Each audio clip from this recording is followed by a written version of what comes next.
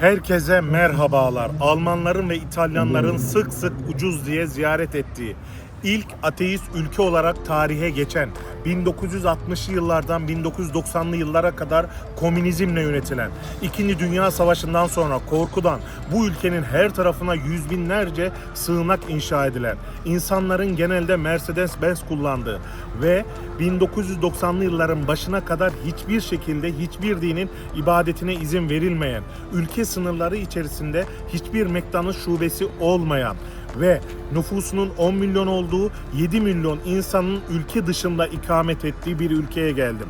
Ben nereye geldim? Arnavutluk, Tiran'a geldim.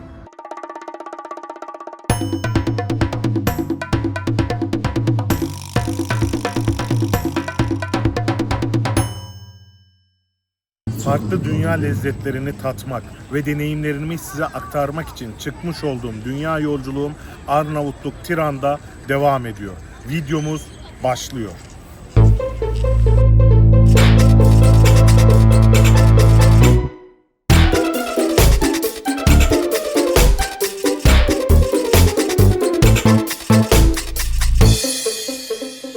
Arnavutluk'ta sabah sabah genellikle herkesin yediği tüm Balkan ülkelerinde olan börek var. Burada birek diye geçiyor. Hemen sabah sabah onu aldım. Şimdi izninizle hemen bunun tadına bakıyorum. Arnavut Tiran'a gelirseniz her köşe başında, her sokak aralarında bu tarz börekleri satan dükkanlara denk gelebilirsiniz. Arnavut halkı sabahları uyandığı zaman işe giderken, okula giderken sıklıkla bu ıspanaklı ve beyaz peynirli olan bu böreği tercih ediyor ve yiyor. Biz de bunun tadına baktık, çok beğendik. Türkiye'ye, Bosna Hersek'e selam olsun.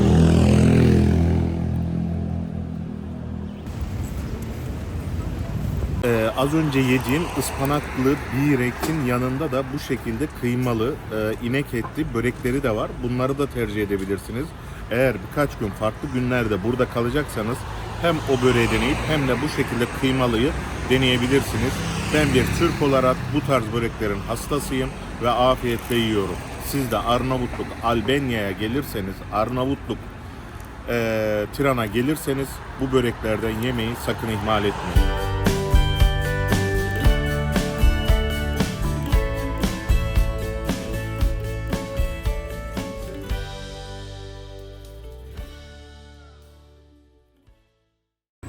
Arkamda görmüş olduğunuz İskender Bey Meydanı'nın köşesinde olan Ethem Bey Camii'nin şöyle bir özelliği var. Bu ülke 1960'lı 90'lı yıllar arası komünizmle yönetiliyordu.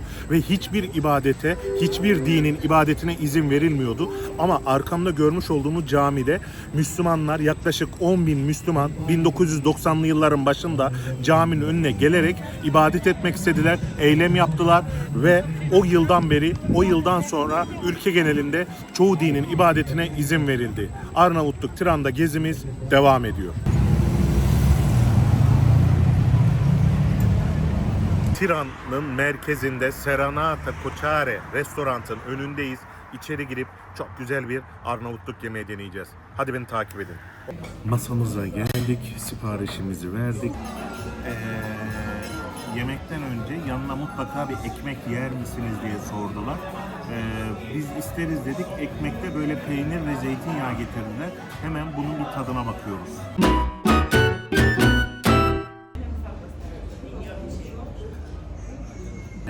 Normalde bu tava kurtenin kuzu etiyle ve inek etiyle yapıldığını söyleyebilirim. Biz dün akşam kuzu eti yediğimiz için bugün inek etlisini söyledik. Yani siz geldiğiniz zaman tercihinize göre kuzu eti veya inek etini tercih edebilirsiniz. Ama tadı inanılmaz derecede güzel. Yani şöyle söyleyeyim, domates sosuyla yani salçayla köftenin üzerine çok kaliteli bir kaşar peynirinin eritildiğini düşünün. Biraz Türk yemeklerini andırıyor. İnanılmaz derecede güzel. Bana afiyet olsun. Turkish style.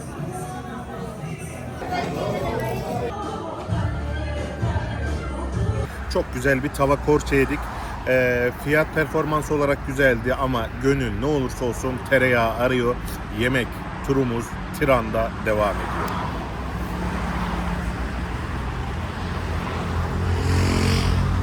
İskender Bey Meydanı'nın yan tarafında bulunan ana caddeden ilerlediğiniz zaman şu arkamda görmüş olduğunuz böyle yerel kıyafetlerin ve yerel hediyelik eşyaların satıldığı bir otobüs dizayn etmişler. İçerisini isterseniz de gezebiliyorsunuz. Arnavutluk Tiran piramidi diye geçiyor. İnsanlar şu görmüş olduğunuz merdivenlerden yukarı çıkararak kamp sandalyeleriyle birlikte Tiran'ı izleyebiliyorlar. Biz merdiven çıkmıyoruz, yemek yiyoruz.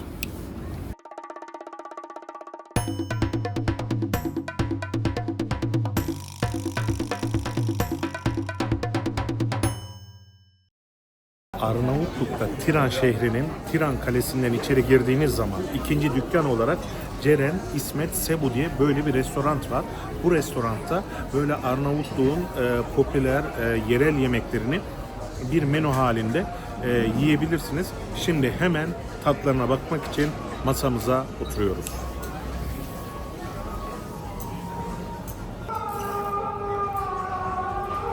Çok yoğun ve kalabalık masalar eşliğinde kendimize bir masa bulabildik. Şimdi menünün gelmesini bekliyoruz. The beef, not okay, thank you. Başlangıç olarak şu şekilde bir salata tabağı geliyor ve yanında peynirler var. İzninizle ben hemen peynirlerin tadına bakıyorum. Bir Türk bireyi olarak ekmeksiz başlamıyoruz. Yoğurt, peynir ve sarımsağı böyle karıştırarak böyle güzel bir meze elde etmişler. Yemek öncesinde başlangıç olarak bunu size getiriyorlar ve biz de hemen tadına bakıyoruz. Fena değil, güzel. Spaje me geji diye Arnavut mutfağında kendisine çok fazla yer edinen bir meze var.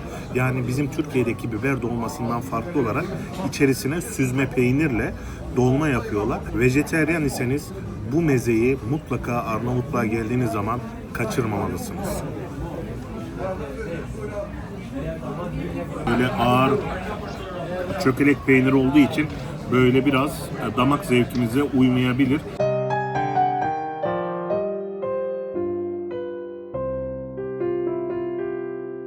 Balkanlara geldiğiniz zaman bu süt ürünlerindeki kalite farkını nereden alırsanız alın mutlaka göreceksiniz. Özellikle Bosna Hersek'te bir tane Bosna yoğurduna denk geldim ben. Onun hemen fotoğrafını buraya paylaşıyorum.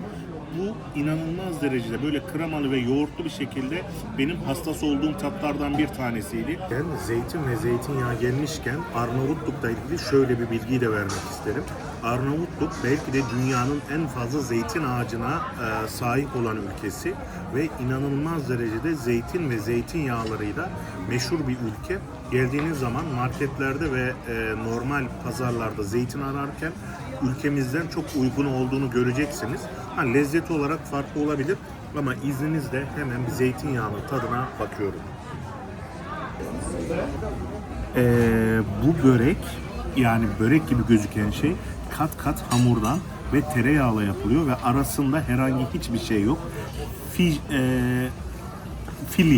Fili diye geçiyor ve Arnavutluğun en meşhur böreklerinden bir tanesi. Hatta şöyle bir bilgi de vereyim. 18 Mart'ta biz Çanakkale Zaferi'ni kutlarken bunlar da bu böreğin gününü kutluyorlar ve ülkede oldukça popüler bir börek. İzninizle hemen tadına bakıyorum. Aslında bunun tadını size şöyle söyleyebilirim. İstanbul'da yediğimiz küt böreği diye bir börek var. Hani ben pudra şekeriyle çokça sevilen. Ona birebir benziyor. Onun pudrasız haliyle yediğini, yani şekersiz, pudra şekersiz haliyle yediğini düşünebilirsiniz. Tam bir tadı var ama bence seversiniz.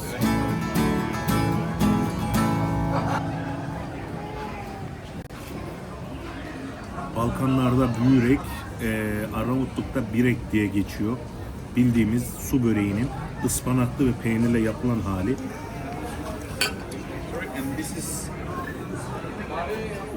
Okay.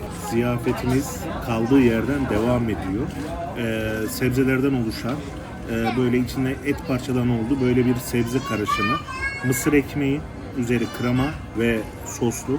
Böyle bir tavuk roll var. Bir de böyle makarna getirmişler. İçerisi peynirli. Sorry, what is the name? It's pasta zana. It's marinated with tomato sauce and cheese. Pasaz, Pasta zana. pasta zana. Like ravioli. Yani içerisi böyle dediğim gibi peynirin makarnayla birleşiminden çok güzel böyle bir şey oluşturmuşlar. Ama burada en önemli şey peynirin tadı ve hamurun lezzeti diyebilirim. İçinde hemen şu şekilde göstereyim size. Yoğurt, nar taneleri, bir de bildiğimiz mısır ekmeğini sunum halinde size getiriyorlar.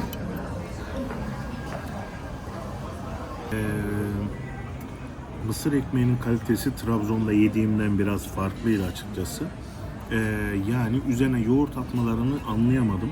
Yoğurdu niye atmışlar onu da anlayamadım. Biraz lezzet versin diye atmışlar ama bence bu mısır ekmeğinin üzerine farklı bir sosla, farklı bir peynirimsi bir tatla bunu dengeleyebilirlerdi. Bence masada her şey peynirli olduğu için bu mısır ekmeğinde yoğurdu denemişler. Bence bunların arasında sade bir mısır ekmeği çok güzel olabilirdi. Bunu izninizle ben elimle yemek istiyorum. Yani biraz fazla yaktıkları için tam olarak tadını alamadım. Biraz daha yakmasalar bence güzel bir ayrıntı olabilir. Ama yine de Özbekistan'da yediğimiz şaşlığın tadını tutmuyor. Özbekistan şaşlık görüntüsü gelsin.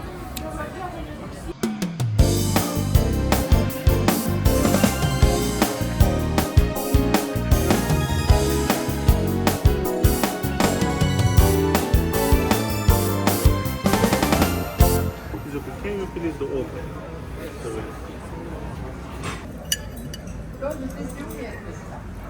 Daha sonrasında bu şekilde böyle bir kuzu eti getiriyorlar ve siz bunun yağlı tarafından tadına bakıyorsunuz. Çok güzel görüntülüyor.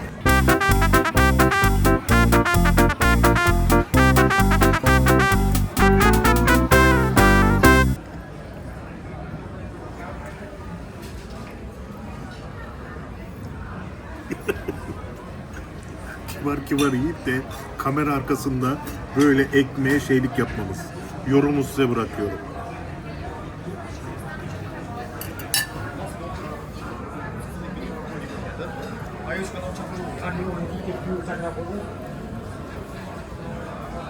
Abi ekmek arasını çok seviyorum ben ama ya.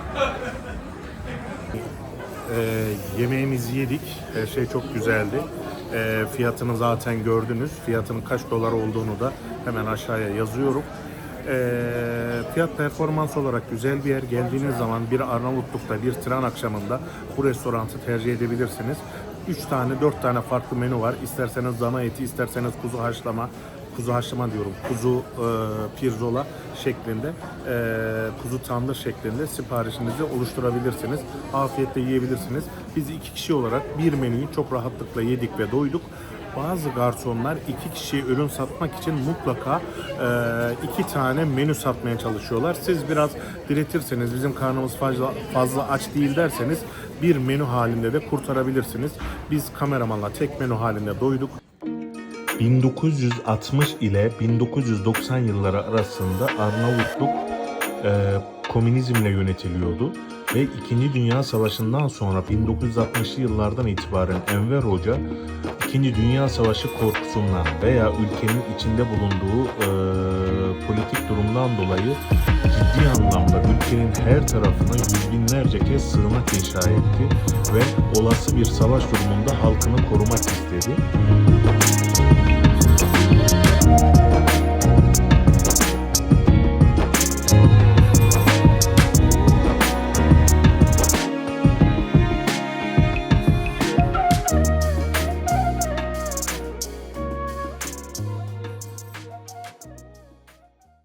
İskender Bey Meydanı'ndan yaklaşık 3 dakikalık yürüme mesafesinden sonra bu pazara ulaşabilirsiniz. Bir pazar diyorlar. İçerisinde istediğiniz gibi yöresel ürünler ve Arnavutluğa ait güzel ürünleri de bulabilirsiniz. Arnavutluk'ta ilginç bir olay. Gördüğünüz gibi adam arkamda arabayı yolun ortasında durdurdu. Sağa veya sola çekmek yok. Bozmak yok. Durdurdu, yan taraftaki dükkana girdi. Yorum sizin. Arnavutluk Tiran'da çok fazla kafeye denk gelebilirsiniz. Ve nerede, nasıl içerseniz için tüm kahvelerin lezzeti sizi kendine hayran bırakabilir. Ben farklı birkaç yerde kahve içtim. Hepsine hayran kaldım. Arnavutluk Tiran'a geldiğiniz zaman kahve deneyimlemeyi mutlaka unutmayın. Arnavutluk Tiran'da yerel bir tatlıyı deneyeceğiz. Görmüş olduğunuz tatlı zupa zup veya zup diye de geçiyor. İnanılmaz derecede güzel gözüküyor. Hemen tadına bakıyorum.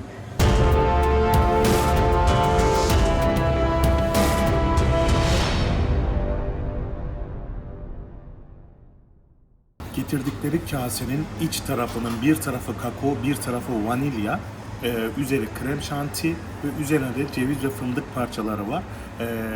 Tadı bir muhallebiye benziyor ama Türk insanı olarak bu tatlıdan memnun kalır mısınız bilmiyorum ama benim aklım Bosna Hersek'te yediğim yarı İtalyan krem pitada. Afiyet olsun.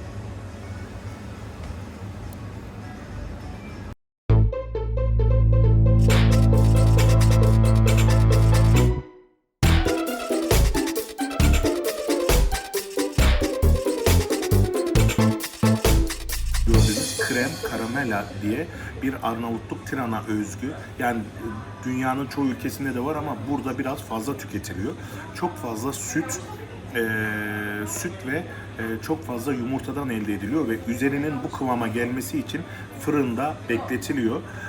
Ben hemen izninizle tadına bakıyorum.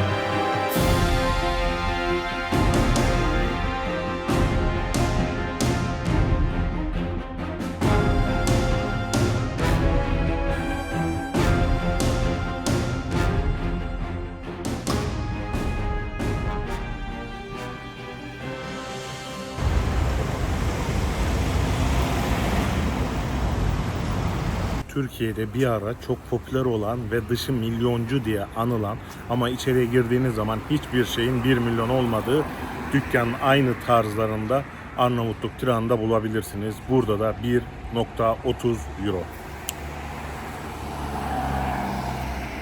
Festival Bienal kapsamında yapılan görmüş olduğunuz bu tasarım Arnavutluk Tiran'ın merkezinde meydana çok yakın konumda. Geldiğiniz zaman biraz fotoğraf ve videolarda büyük gözüküyor ama normalde geldiğiniz zaman da burayı da görebilirsiniz. Çok ince teller arasından böyle cam tabakalar arasında kendinizi böyle bir labirentin içinde gibi hissediyorsunuz. Tiran'la gezimize devam ediyoruz.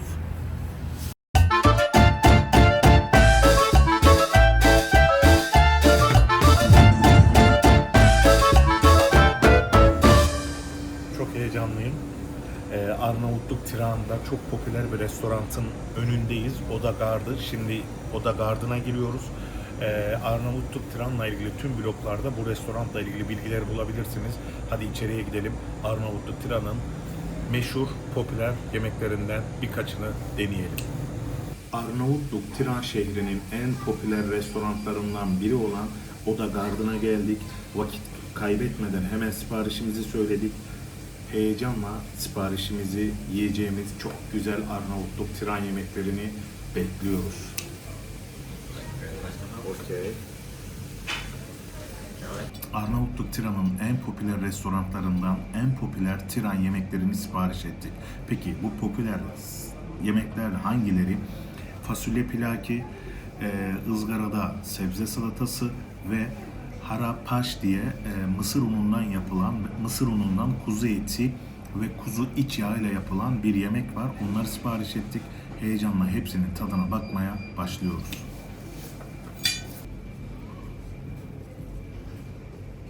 Görüntü olarak belki de hemen hemen her ülkede bulabileceğiniz bir yemek gibi gözükse de ızgara salatası, sebzeli ızgara salatası Arnavutluk'ta sebzelerin kalitesinden dolayı afiyetle ve beğenerek tüketebileceğiniz yemeklerden bir tanesi. Bence hangi restoranta giderseniz gidin, eğer bundan var ise ana başlangıç olarak veya ara sıcak olarak mutlaka tercih edebilirsiniz. Ben hemen fasulye pilakiye geçiyorum. Türk insanı olarak menüde fasulye pilaki gördüğünüz zaman aklınıza hemen Türkiye'de yapılan, Antalya'da yapılan tahinli veya tahinsiz piyaz gibi bir şey düşünebilirsiniz. Ama bu tamamen farklı geldi. Bir Türk insanının en popüler yemeklerinden biri olan kuru fasulyeyi düşündüğünüz zaman fasulyeyi ilk defa bu şekilde yiyeceğinizden eminim. Hemen tadına bakıyorum.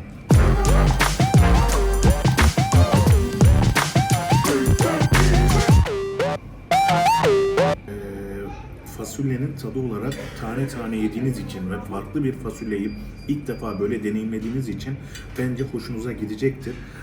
Ama fasulyelerin biraz daha mevsiminde toplanıp biraz daha güzel olması daha iyi olacaktır. Ben biraz bu fasulyeyi beğenemedim. Bu kadar büyük fasulye ile ülkemizde çok güzel sütle bekletilerek yapılan kuru fasulyeler var. Türkiye'ye selam olsun. Ben hemen Harapaşa geçiyorum.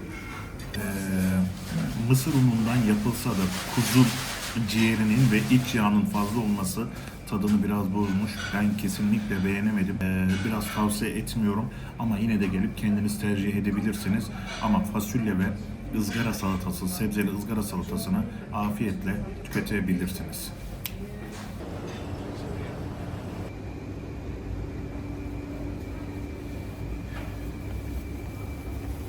Aslında bu restoranda yaz akşamları çok güzel böyle etkinlikler, yerel danslar falan yapılıyor. Ama şu anda Kasım ayında olduğumuz için biraz da içerisi boş.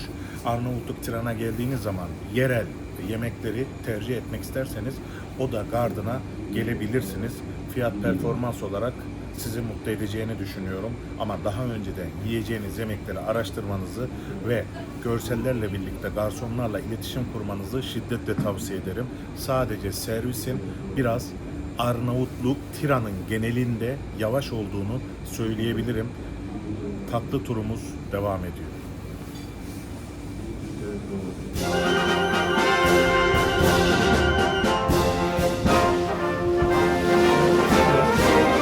Oda Garden restoranda yemeğinizi yedikten sonra eğer o restorandaki tatlılar sizi mutlu etmez ise hemen restoranın karşısında olan Reka diye bir tatlı dükkanı var. Tatlı dükkanı içerisinde Şindeliya diye bir kek var. Bu kek bal, içerisinde fındık taneleri ve şerbetle yapılan bir şey. Ben de ilk defa deneyeceğim. Heyecanlıyım. İzninizle hemen tadına bakıyorum.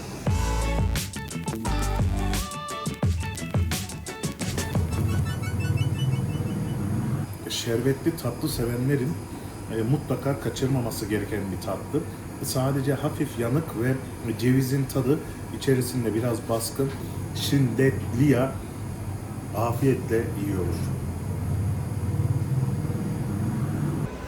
Reka'nın oturacak bir alanı olmadığı için ya bu şekilde plastik tabak içerisinde alıyorsunuz, izin verirlerse dükkanda yiyorsunuz. Eğer izin vermezlerse de bana izin verdiler ama biraz da dükkan küçük olduğu için dışarı çıkmak istedim. Elinize bu şekilde plastik tabaklarda alıp tatlınızı yiyorsunuz. Arzu ederseniz de plastik kaplarda evinize veyahut da kaldığınız yere paket olarak götürebilirsiniz. Arnavutluk Tiran'da yemek programımız bugün itibariyle sona erdi. Nereye gidiyoruz? Nereye gidiyoruz? Nereye gidiyoruz? Bilmiyoruz. Yol bizi nereye götürürse.